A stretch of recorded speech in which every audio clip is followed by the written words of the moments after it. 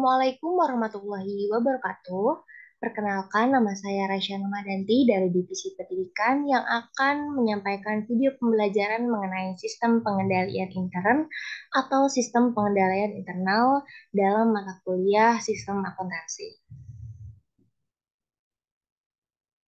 Nah, apa sih sistem pengendalian internal? Jadi, sistem pengendalian internal ini meliputi struktur organisasi, metode, dan ukuran-ukuran yang dikoordinasikan untuk menjaga kekayaan organisasi. Jadi, untuk mengecek ketelitian dan keandalan data akuntansi, di mana untuk mendorong efisiensi dan mendorong dipatuhinya kebijakan manajemen. Nah, ada tujuan dari sistem pengendalian internal sendiri. Yang pertama, untuk menjaga kekayaan organisasi, yang kedua untuk mengecek ketelitian dan keandalan data akuntansi, yang ketiga mendorong efisiensi, dan yang terakhir ialah mendorong dipatuhinya kebijakan manajemen.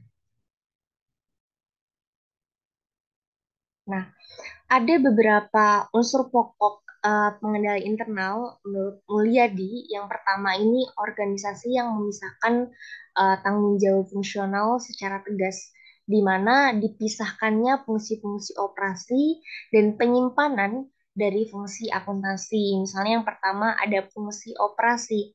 Jadi fungsi operasi ini memiliki wewenang untuk melaksanakan kegiatan, misalnya dia pembelian gitu misalnya gitu. Terus untuk yang kedua fungsi penyimpanan, di mana fungsi penyimpanan ini memiliki wewenang untuk menyimpan aktiva perusahaan. Nah, yang terakhir ini misalnya contohnya ada fungsi akuntansi. Nah, fungsinya memiliki wewenang untuk mencatat peristiwa keuangan perusahaan. Nah, ini secara tegas ya berarti tanggung jawab dari fungsi-fungsi yang ada itu dipisahkan secara tegas. Nah, yang kedua ini ada sistem otorisasi atau wewenang dan prosedur pencatatan yang memberikan perlindungan yang cukup terhadap kekayaan, utang, pendapatan, dan biaya. Jadi setiap transaksi hanya terjadi atas dasar otorisasi dari pejabat yang memiliki wewenang untuk menyetujui terjadinya transaksi tersebut. Misalnya fungsi apa dan fungsi apa itu harus memiliki persetujuan dari atas yang bisa dilakukannya hanya transaksi oleh pihak itu gitu.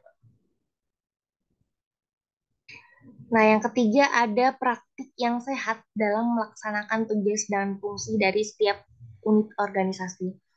Nah, penggunaan formulir bernomor urut tercetak yang pemakaiannya harus dipertanggungjawabkan oleh yang berwenang. Misalnya ada pemeriksaan mendadak atau surprise audit gitu ya. Setiap transaksi itu tidak boleh dilaksanakan dari awal sampai akhir oleh satu orang tanpa campur tangan dari orang atau unit yang lain gitu. Yang ketiganya ada perputaran jabatan atau job rotation ya.